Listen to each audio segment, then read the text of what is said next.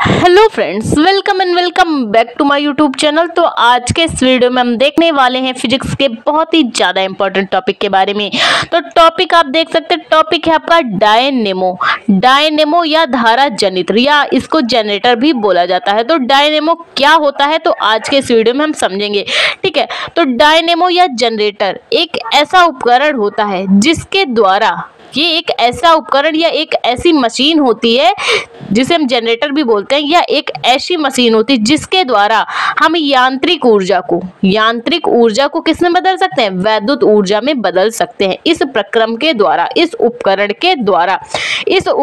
के द्वारा हम यांत्रिक ऊर्जा को वैद्युत ऊर्जा में कन्वर्ट कर सकते हैं। मान लीजिए कोई परिपथ होता है, आपने देखा होगा घर पे जो रहते हैं जनरेटर वगैरह, ठीक है। अब मान लीजिए घर पे लाइट नहीं है, अब हमें जनरेटर से सप्लाई चाहिए। तो जब हम जनरेटर में क्या करते हैं, डीजल डालते हैं, और जब जनरेटर को चालू करते हैं तो यांत्रिक ऊर्जा निकलती है, ठीक। और उसी यांत्रिक ऊर्जा को वो घर वाली सप्लाई, ये जो जनरेटर होता है वो यांत्रिक ऊर्जा को क्या करता है, घर वाली जो सप्लाई होती है वैद्युत की सप्लाई, उसमें ये कन्वर्ट कर देता है। देखा होगा ना, सब ने नॉर्मल देखा होगा, ठीक है।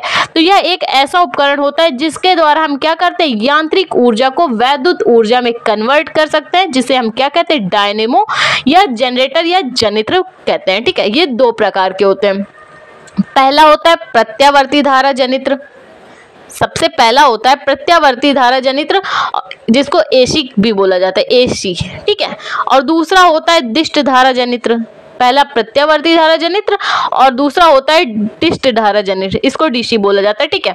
तो सबसे ज्यादा यूज में आता है आपका प्रत्यावर्ती धारा जनित्र। तो आज के इस वीडियो में हम देखने वाले हैं कि प्रत्यावर्ती धारा जनित्र या प्रत्यावर्ती धारा का जो जनरेटर होता है वो क्या होता है। तो चलिए स्टार्ट करते। तो सबसे पहले बात करें प्रत्यावर्ती धारा जनित्र होता क्या है, किस सिद्धांत पे कार्य करता है। तो सिद्धांत की बात करें, यह विद्युत चुम्बकीय प्रेरण के सिद्धांत पे कार्य करता है। यह विद्युत चुम्बकीय प्रेरण के सिद्धांत पे कार्य करता है। और ये जनरेटर जो ये आपका प्रत्यावर्ती धारा जनित्र वाला जो जनरेटर है, उसके द्वारा यांत्रिक ऊर्जा को हम किस में बदल सकते हैं, एसी करंट में, यानी प्रत्यावर्ती धारा में परिवर्तित कर सकते हैं।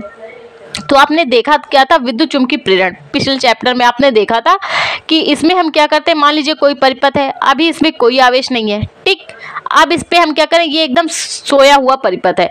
जब इसमें हम धारा देंगे, जब परिपथ में हम धारा देंगे तो ये अपने चारों ओर क्या करेगा, चुंबकीय क्षेत्र आरोपित कर लेगा। जब चुंबकीय क्षेत्र आरोपित करेगा तो कुछ ना कुछ फ्लक्स उत्पन्न होगा। ये जो फ्लक्स उत्पन्न होगा, ठीक, तो हम फिर क्या करेंगे, धारा के मान में परिवर्तन करेंगे। या तो धारा के मान को हम बढ़ा देंगे या तो धारा के मान को घटा देंगे।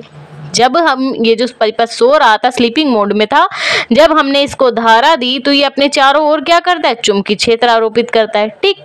जब चुंबकीय क्षेत्र आरोपित करेगा तो चुंबकीय फ्लक्स उत्पन्न होगा, ठीक। जब हम धारा के मान में परिवर्तन करेंगे तो क्या होगा, धारा भी बढ़ेगी, अगर बढ़ाएं या घटाएं तो धारा के मान में भी परिवर्तन होगा, फ्लक्स में भी परिवर्तन होगा। और इसी परिवर्तन के कारण एक प्रेरित धारा उत्पन्न हो जाती है और प्रेरित विद्युत वाहक बल उत्पन्न हो जाता है, जो उस कारण का विरोध करता है जिससे वो स्वयं उत्पन्न होता है। किससे उत्पन्न हो रहा है, धारा से उत्पन्न हो रहा है, तो उसी कारण का विरोध करता है। ये लेंज का नियम है। तो उसी सिद्धांत को हम आज के इसमें वीडियो में देखेंगे। तो रचना पहले समझ लेते हैं, फिर फिगर से समझेंगे।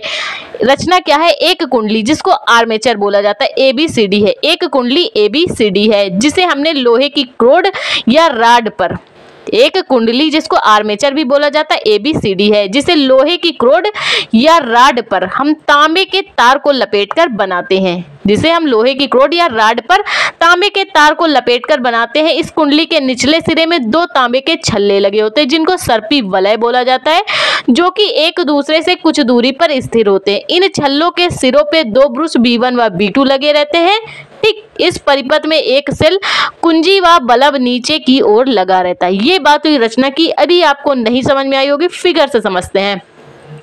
तो देख सकते हैं नीचे क्या लगा है, सेल लगा है। सेल से हम क्या करेंगे, जैसे ही आवेश देंगे परिपथ में धारा बहेगी। एक कुंजी लगाई, कुंजी का क्या काम होता है, जैसे घर का स्विच होता है ऑन ऑफ करने के लिए, ठीक है। तो अब हमने ऊपर क्या ली है, ABCD एक कुंडली जिसको आर्मेचर बोला जाता है, ABCD एक कुंडली ली है जिसको आर्मेचर बोला जाता है। अब इस पे हम क्या करेंगे, तांबे का तार उठाएंगे और इसमें कई सारे फेरे लगा के लपेट देंगे, क्योंकि इसमें हम धारा ऐसे प्रवाहित नहीं कर सकते। तार लपेट देंगे, धारा आसानी से प्रवाहित होगी, ठीक।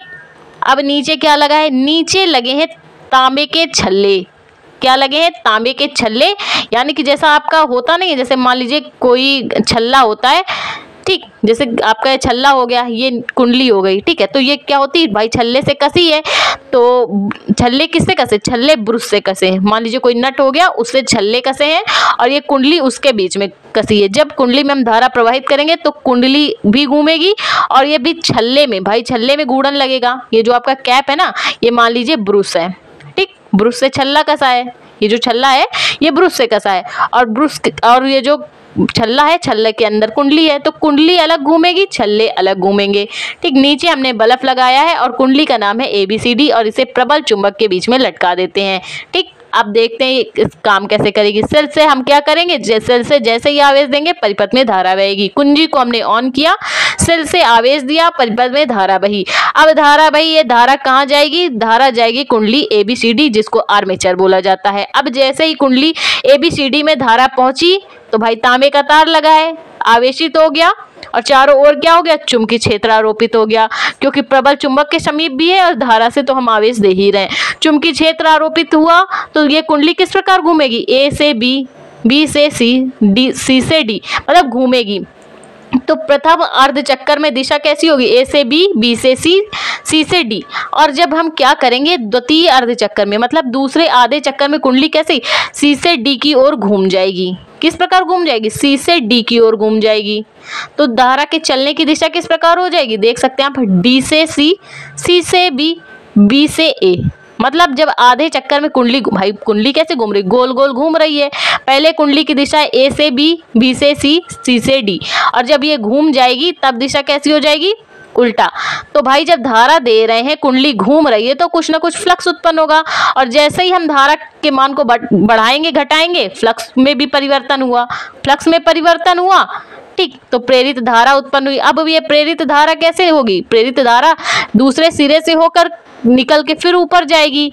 अब दूसरे सिरे से ऊपर होकर जाएगी और ये लगे छल्ले, छल्ले भी घूम रहे हैं और ब्रुश में भी धारा लग रही है, ठीक है।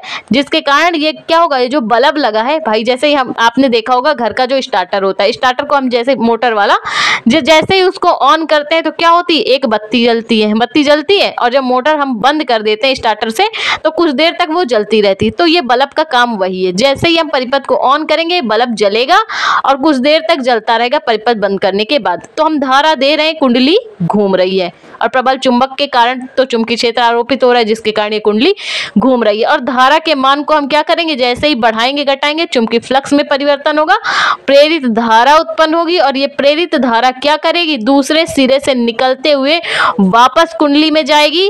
भाई प्रेरित धारा यांत्रिक ऊर्जा उत्पन्न करेगी, और जैसे ही कुंडली में गई और ज्यादा कुंडली में घूर्णन हुआ, जिसके कारण ये जो यांत्रिक ऊर्जा है प्रत्यावर्ती धारा में परिवर्तित हो जाएगी, ठीक है। तो इस प्रकार कुछ इसका प्रक्रम होता है। तो कुंजी को ऑफ करके भी हम मान ज्ञात कर सकते हैं कि कैसे चेंज हुई धारा, ठीक। अब बात करें क्रियाविधि की। जब सेल से आवेश देते हैं, जब हम सेल से आवेश देते हैं तो परिपथ में धारा बहती है। जब सेल से आवेश देते हैं तो परिपथ में धारा प्रवाहित होने लगती है, जिससे कुंडली के चारों ओर चुंबकीय क्षेत्र आरोपित हो जाता है, और जिससे कुंडली क्या होती है, भाई प्रबल चुंबक के समीप रखी है, चुंबकीय क्षेत्र आरोपित हुआ और कुंडली क्या होगी, घूमने लगेगी। कुंडली घूमने लगेगी और फ्लक्स उत्पन्न होगा। जब धारा देंगे तो फ्लक्स कुछ ना कुछ उत्पन्न ही होगा।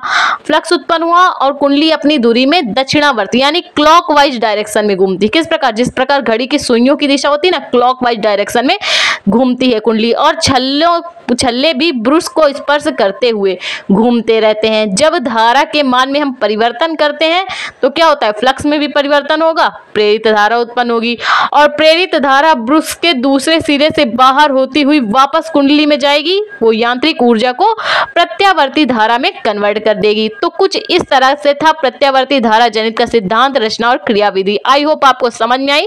तो प्लीज वीडियो को लाइक और हमारे चैनल को सब्सक्राइब करें।